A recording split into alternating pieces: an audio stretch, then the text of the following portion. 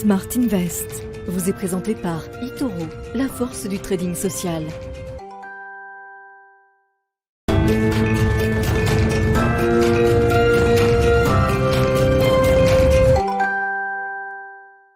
Bonjour à tous et bienvenue dans ce 3e numéro de Smart Invest. Smart Invest, l'émission qui vous accompagne dans vos premiers pas sur les marchés financiers. Mais Smart Invest qui est également un programme d'apprentissage où 4 participants mettent en pratique les éléments que nous évoquons dans nos émissions. Au programme de cette émission, nous ferons tout d'abord un point avec David Derry, analyste de marché chez eToro, sur les portefeuilles virtuels de nos 4 participants justement. Quels ont été leurs choix? Ont-ils été surpris comme nous avions pu le constater le mois dernier? Y a-t-il eu des questionnements particuliers? Nous verrons cela dans un instant et nous enchaînerons ensuite avec un retour d'expérience d'un des participants en plateau, puisque Mathieu Ilouz nous fera le plaisir de nous rejoindre en plateau directement. Nous aurons ensuite le plaisir d'être rejoints par Gérard Ampeau, conférencier sur la bourse, pour évoquer les différents styles de gestion qui existent sur les marchés financiers. Cela nous conduira à nous demander quelles sont les questions qu'il faut se poser en la matière. Et puis, nous finirons avec Tendance et Figures, où nous ferons un peu d'analyse technique. Cette fois-ci, ce sera Antoine Quesada, trader, formateur et coach, qui nous rejoindra. Nous tenterons de comprendre ensemble ce qu'est qu'une figure chartiste. A tout de suite. Et c'est parti pour Smart Invest. Donc nous avons le plaisir d'avoir été rejoints en plateau par David Derry, analyste de marché chez eToro. Bonjour David Derry. Bonjour. Bienvenue sur le plateau de Smart Invest. David, vous accompagnez mois après mois les 4 participants au programme d'apprentissage qui ont donc un portefeuille virtuel qui a été ouvert sur la plateforme eToro. Ces participants qui mettent en pratique la théorie qu'on peut traiter dans les émissions dans des choix de gestion au quotidien. Qu'est-ce qu'on peut retenir de leurs 2 premiers mois de ce programme d'apprentissage, alors que s'ouvre le 3e mois? Qu'est-ce qu'on peut retenir, David Derry? On a eu un premier mois compliqué pour la plupart des participants, avec des portefeuilles qui avaient baissé. Et puis là, on le voit, le 2e mois est un peu mieux. On voit justement que les marchés repartent à la hausse et les portefeuilles aussi des participants. Et puis, on voit qu'ils continuent pour la plupart leur diversification. D'accord. Qu'ils continuent à lisser leur investissement dans le temps, notamment dans des actifs qu'ils aiment bien. Alors, ces participants, c'est Mathieu, Flavie, Marie-France. Dans quel type d'actifs sont-ils investis aujourd'hui? Est-ce qu'ils ont tous fait les mêmes choix? Est-ce qu'il y a des grandes disparités dans les choix d'investissement? Alors, c'est assez intéressant de noter qu'ils ont pris 4 choix de stratégies différentes. Alors, ça reste des stratégies long terme pour les 4. Mais par exemple, on voit que Mathieu Ilouz, lui, s'est plus concentré sur tout ce qui était ETF. Marie-France et Flavie se sont plus concentrés sur tout ce qui était actions. D'accord. Notamment pour Flavie, des actions de croissance, et pour Marie-France, des actions de valeur. Et puis on voit Mathieu Stéphanie qui essaye un peu toutes les fonctionnalités de la plateforme, donc qui au début avait commencé en achetant des actions qu'il aimait bien et qui pensait qu'il allait surperformer. Et puis là on le voit commencer à diversifier aussi, notamment dans des smart portfolios. Il a investi récemment dans le smart portfolio des énergies renouvelables et aussi à commencer à faire du copy trading. Donc si on entend souvent de manière théorique que le maître mot c'est la diversification, nos 4 participants l'ont bien compris pour le coup. En effet. Est-ce que vous constatez qu'on est face à des gestions plutôt court terme ou plutôt long terme? Est-ce que là aussi il y a des disparités? On est sur les 2 premiers mois. Est-ce qu'il y a beaucoup de changements par rapport aux investissements qui ont pu être réalisés au début? Alors on est vraiment comme je le disais, sur de l'investissement long terme. Alors on voit certains participants, notamment Flavie, qui a racheté des nouvelles actions, donc par exemple qui a pris une position dans Ubisoft, qui a aussi pris une position dans DocuSign. Comme je le disais, on a vu Mathieu Stéphanie, lui, commencer à faire du copy trading. Bien sûr. Donc on voit que les portefeuilles évoluent aussi un petit peu. Donc on rajoute des positions, mais on n'en enlève pas forcément encore pour le coup. Non, au contraire même. Par exemple, pour Flavie, on voit qu'elle s'est réallouée sur Tesla, parce que le cours par rapport à son premier prix d'entrée, il avait chuté un petit peu. Et donc elle a rajouté 5% de son portefeuille sur Tesla en plus. Merci beaucoup David Derry d'être venu nous donner un petit peu l'évolution des 4 portefeuilles des participants au programme d'apprentissage. David Derry, analyste de marché chez eToro. Et dans un instant, nous aurons le plaisir de faire un débrief, cette fois-ci avec un participant directement, cette fois-ci, puisque Mathieu Ilouz va nous rejoindre dans un instant en plateau.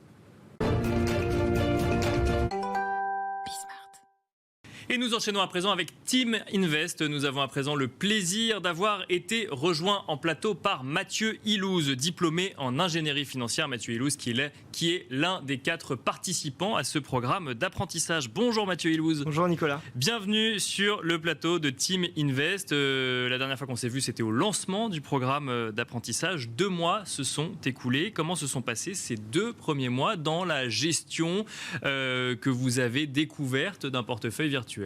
Écoutez, ça a été, durant ces premiers mois, j'ai essayé de mettre en place une stratégie d'investissement cohérente avec mon objectif, à savoir capter de la croissance à long terme sur les marchés avec un niveau de risque modéré. Pour ça, j'ai opté pour une stratégie diversifiée qu'on pourrait qualifier de core satellite, c'est-à-dire que c'est une gestion qui est scindée en 2, avec d'un côté une partie core qui représente environ 90% de mon portefeuille, qui est géré passivement et qui se constitue d'ETF large cap sur les différentes zones géographiques. Donc sur cette partie du portefeuille, je fais le choix de faire une entrée en DCA. Donc en l'occurrence, j'investis chaque mois le même montant sur des ETF S&P 500, FTSE Europe et FTSE Emerging. Donc les mêmes ETF tous les mois avec un montant dédié à l'avance dans lequel et qui est investi sur ces ETF, quel que soit le contexte économique ou financier. C'est ça, tout à fait. Donc ça me permet d'éviter les fameux biais émotionnels qui sont bien connus en finance et qui peuvent pousser à prendre de mauvaises décisions d'investissement. D'accord. Et surtout, ça me permet de lisser mon prix d'achat et d'éviter la grande problématique du market timing, savoir trouver le meilleur point d'entrée, ce qui s'avère beaucoup plus délicat. Donc ça, c'est la stratégie core. Et il y a la partie satellite, c'est pour quand même rajouter un peu de biais émotionnel, c'est ça? C'est ça, c'est le but. Le but, c'est de tenter quand même de surperformer le marché à long terme.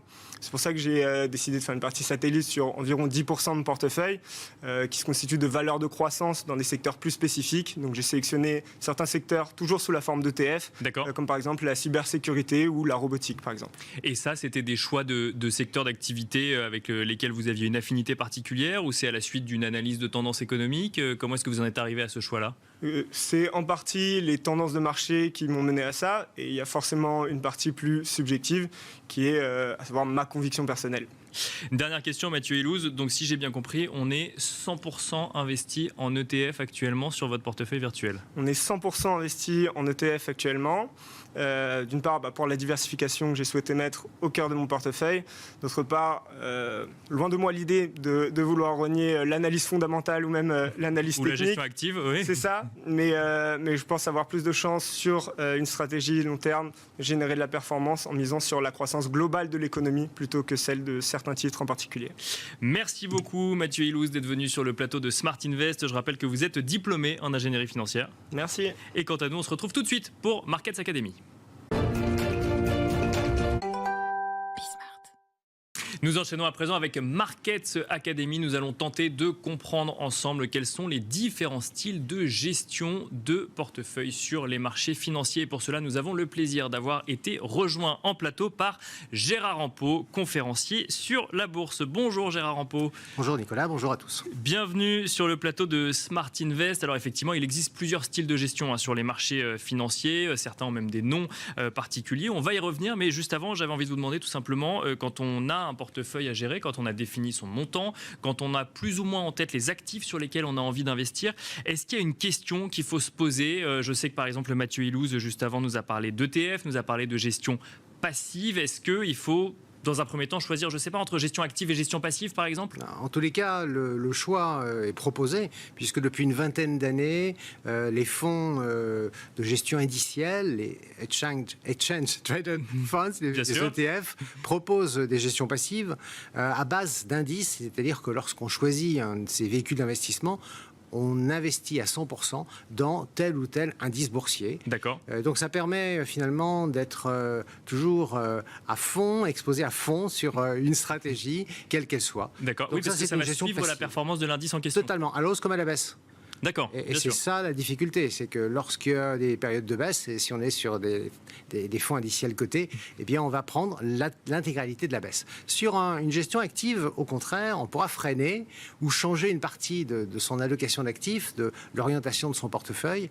Et donc un gérant actif sera bien meilleur pendant les phases de baisse que pendant les phases de hausse où il aura peut-être du mal à être investi à 100%, alors que l'ETF sera, lui, investi à 100%. Oui, parce que c'est vrai que c'est une musique qu'on a souvent entendue d'ailleurs quand les marchés étaient haussiers, qui était de dire finalement il est difficile de faire mieux que les indices, que ce soit le CAC 40, le S&P 500 ou autre. Dans les phases de baisse, c'est plus compliqué.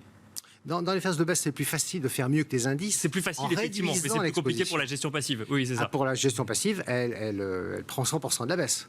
Donc, ce qu'on peut simplement noter, et ça, aux États-Unis comme en Europe, on observe la même chose, les gérants actifs font moins bien que leur indice de référence parce qu'ils ont des frais, ils font des allers-retours, et les indices eux-mêmes sont investis à 100% avec relativement peu de frais. Donc, il est très difficile pour un gérant actif de battre à la fois son indice de référence et puis bien sûr les traders qui sont investis sur cet indice de référence. Alors ça, c'est la première question qu'on doit se poser quand on parle de style de gestion. Ensuite, si jamais on décide de faire de la gestion active, on peut se poser la question de l'actif en question. Mais choisir les actions ne suffit pas. Ensuite, il y a une diversité d'actions qui fait qu'il va falloir se poser d'autres questions, notamment est-ce qu'on veut des grandes entreprises ou des petites entreprises, ou en tout cas des grandes capitalisations ou des petites capitalisations? Alors là, entrent en ligne de compte deux éléments. D'abord, ce qu'on appelle la liquidité. Les marchés sont liquides, on peut revendre facilement, rapidement, sans dégradation du cours.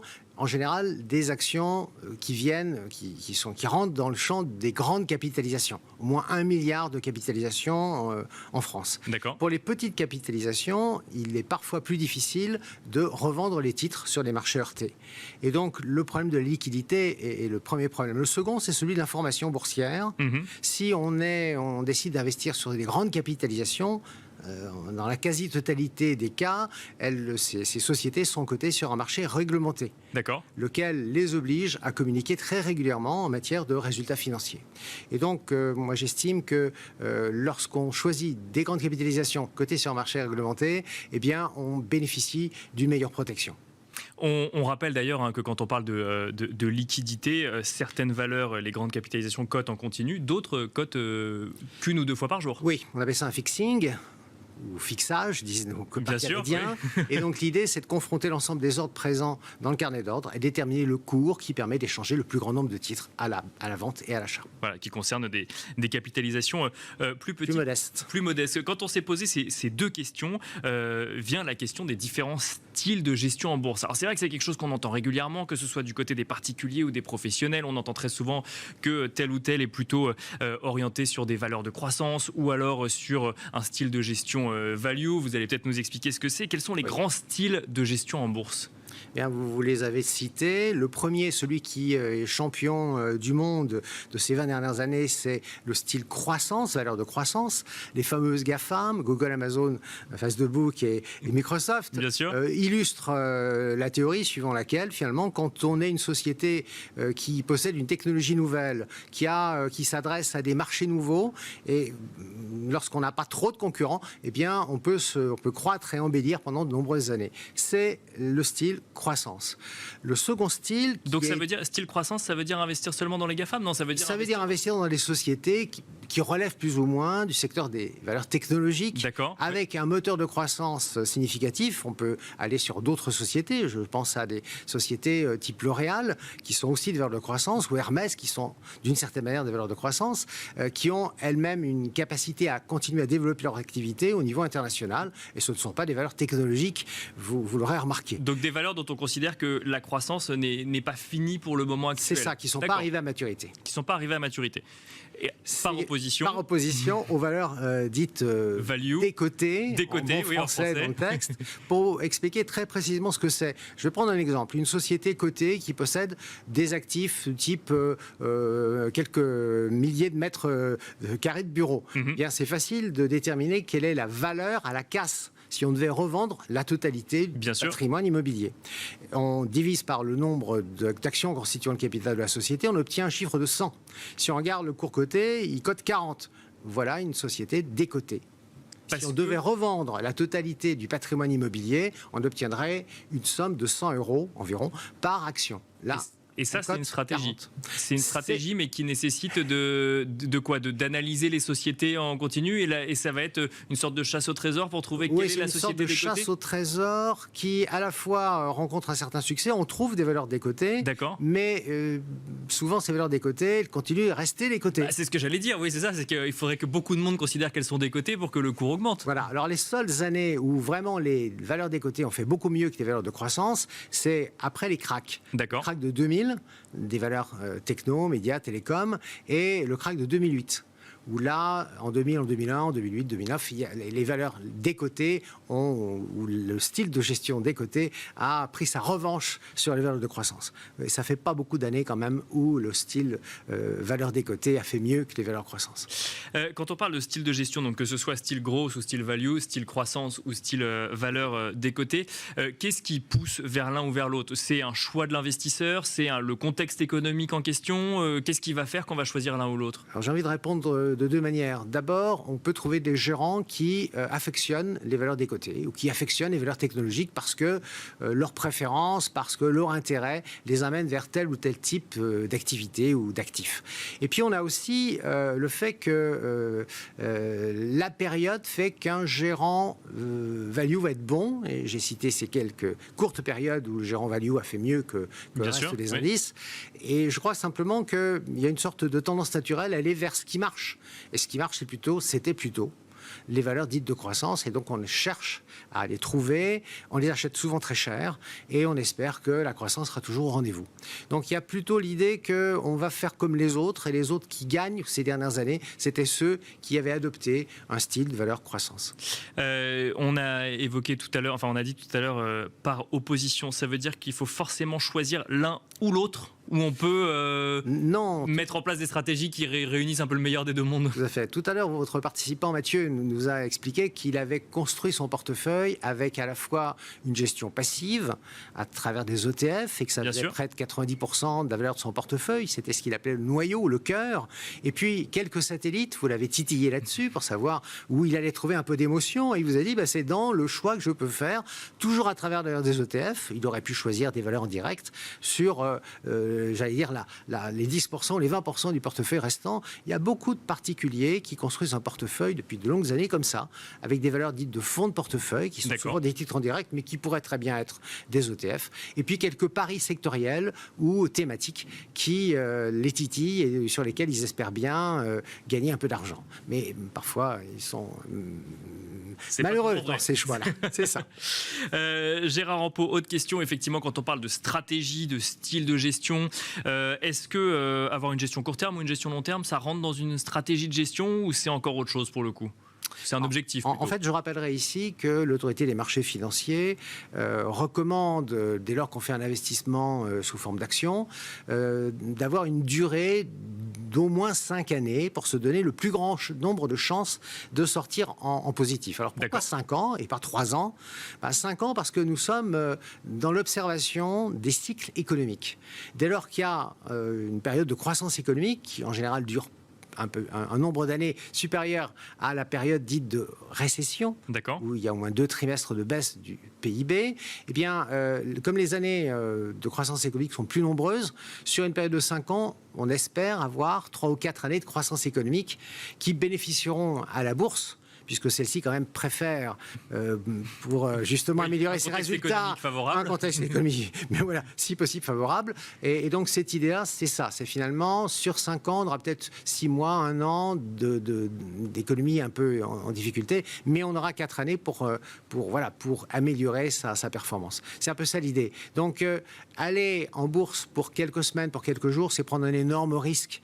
Donc moi, je considérerais le conseil de l'autorité des marchés financiers comme un bon conseil, un conseil de bon sens, se donner du temps, une période de 5 ans, qui, bien sûr, sur un plan humain, peut être peut paraître longue, mais qui sont au niveau du marché une période relativement courte déjà. Se donner du temps, peu importe le type de valeurs sur lesquelles on investit, que ce soit des valeurs qu'on considère comme bon père de famille, comme ça peut être cité, ou des valeurs très risquées, ça reste une... Le problème, c'est que les valeurs peuvent changer de famille. Oui. Être longtemps des valeurs de fonds de portefeuille et se révéler tout à coup des gouffres. Moi, je me souviens de valeurs comme Alcatel, par exemple, où on a eu aussi un certain nombre de bancaires qui ont longtemps été valeurs dites de père de famille et qui se sont révélées assez casse-figure à un moment donné. Parce qu'on ne reste pas toujours le meilleur de sa classe et on n'appartient pas toujours à un secteur qui reste un secteur à la mode. Dernière question, Gérard Rampeau. Est-ce qu'on peut choisir un style de gestion et pour autant avoir un portefeuille diversifié ? De deux choses l'une, soit on a utilisé des trackers et dans ce cas-là on bénéficie des 50, 60, 100 valeurs qui sont dans l'indice. C'est pas pour autant que ce soit très bien diversifié sectoriellement, mais il y a au moins quand même une diversification. Soit on construit soi-même son portefeuille, éventuellement avec des lignes en direct pour le noyau de son portefeuille, et on aura soin de choisir une vingtaine de valeurs, de leur accorder un poids d'environ 5% et surtout de les choisir dans le plus grand nombre possible de secteurs. Alors, il est possible qu'on ne souhaite pas investir dans tel ou tel secteur, on a le droit, hein, ça fait partie bien sûr, de ces valeurs, oui, bien sûr, premier sens du terme, et dans ce cas-là, on exclura tel ou tel secteur, mais on essaiera quand même d'avoir 15, 16, 17 secteurs pour qu'il n'y ait pas de redondance trop importante dans le portefeuille et qu'on bénéficie vraiment d'un niveau de risque qui ne soit pas supérieur à celui du marché des actions. Merci beaucoup Gérard Rampeau d'être venu sur le plateau de Smart Invest. Je rappelle que vous êtes conférencier sur la bourse. Merci beaucoup. Merci Nicolas. Et quant à nous, on se retrouve tout de suite dans Tendance et Figures.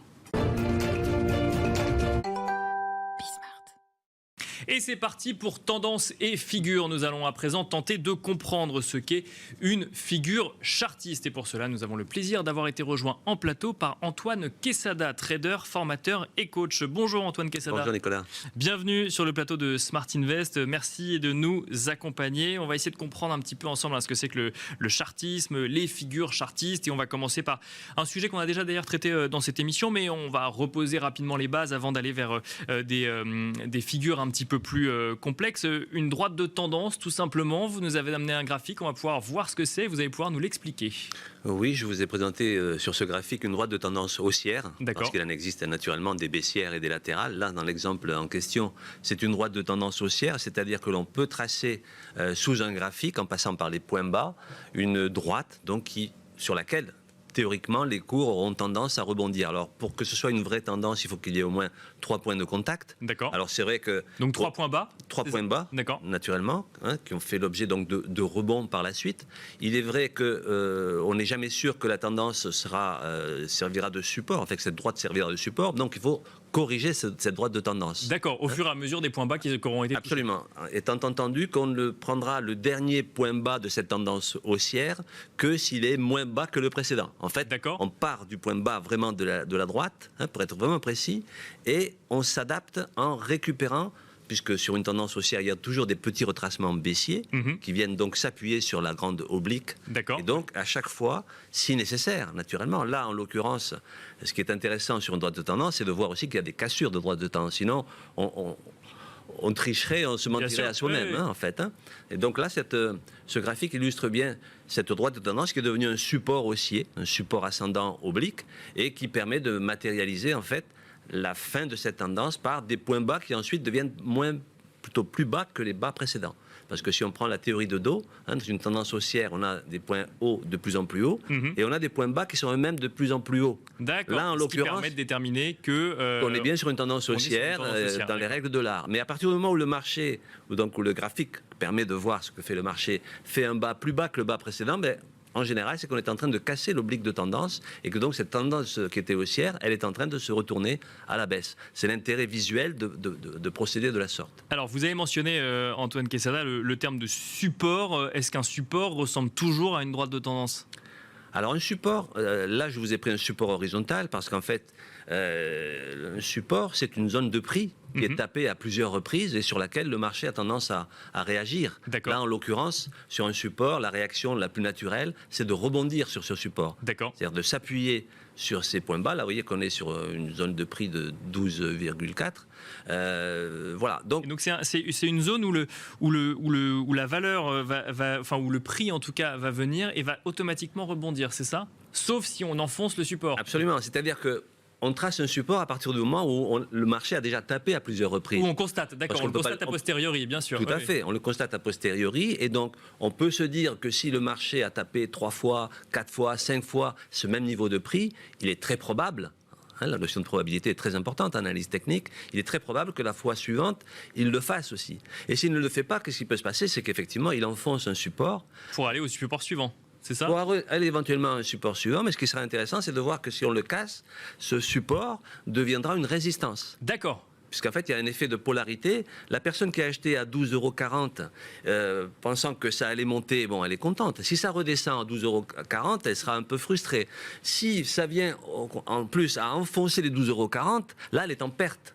Et donc elle va attendre que ça remonte dessus. Elle va espérer que le marché reviendra sur son niveau de prix pour lui rendre l'argent, tout simplement. Et c'est ce comportement qui, finalement, permet de tracer des supports et des résistances, puisqu'effectivement, ce support deviendra résistant sur le même niveau de prix. Donc ça, c'est un support, mais on va voir la résistance également, où effectivement, ça, c'est à l'inverse. Voilà. Là, j'ai pris une résistance, puisque là, c'est sur une tendance latérale. Les cours ont tendance à buter sur une espèce de plafond. D'accord, aux alentours de 14, un petit peu. Voilà, aux alentours de 14. On l'a tapé à plusieurs reprises, donc c'est une zone où, généralement, il y a des prises de bénéfices.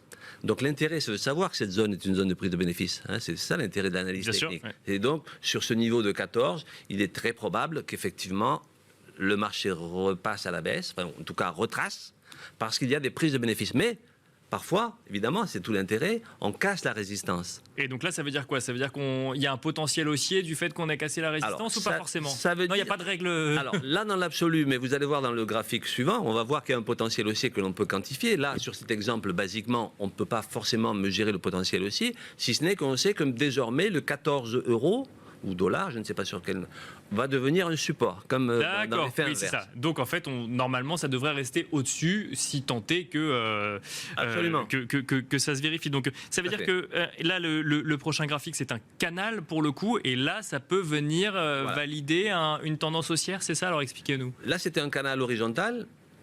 De la même façon que l'on peut avoir des canaux obliques, haussiers ou obliques baissiers. J'ai pris le canal horizontal parce que c'est quand même ce qui est plus représentatif et surtout plus puissant. Il faut savoir que les supports et résistances horizontaux sont plus puissants. Pourquoi? Parce que ce sont des niveaux de prix. D'accord. Sur une tendance haussière ou sur un support ascendant oblique, ce sont des supports dynamiques en ce sens que chaque fois que le support est tapé, c'est un prix qui est différent. Donc j'ai préféré illustrer en tout cas le propos du canal par le biais d'un canal horizontal parce que c'est une notion de prix. Et donc le fait ici d'avoir donc un support et une résistance parfaitement identifiés, donc le canal doit être bien parallèle en fait. Bien sûr, oui, bien sûr. Et donc on voit bien que sur cette zone de la cassure des 14 € ici, sur la sortie de la cassure donc du plafond en fait, du canal, là l'avantage ici de cette figure, c'est qu'elle nous donne un potentiel théorique. Elle nous donne donc un parce qu'on est sorti du canal. On est sorti du canal. Par le haut.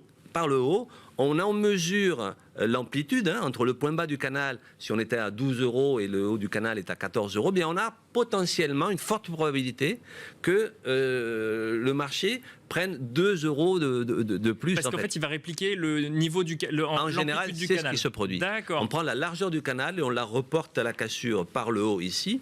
On aurait pu faire la même chose à la baisse, sur une cassure vers le bas. Et c'est l'intérêt d'ailleurs de cette figure en canal horizontal. C'est qu'on a une très forte probabilité que la largeur du canal puisse être reportée à la cassure. Donc ça fixe un objectif théorique, comme je l'ai mentionné sur le graphique, parce qu'on n'est jamais certain, ça serait trop beau, mais ça donne effectivement un avantage compétitif à partir du moment où on sait lire ce genre de... Eh ben, on va devoir s'arrêter là-dessus. Merci beaucoup Antoine Quesada de nous avoir expliqué en tout cas ce que c'est qu'une droite de tendance, un support, une résistance et donc mécaniquement un canal. Merci, je rappelle que vous êtes trader, formateur et coach. Merci beaucoup. Merci. Et merci à vous d'avoir suivi Smart Invest. Smart Invest vous a été présenté par eToro, la force du trading social.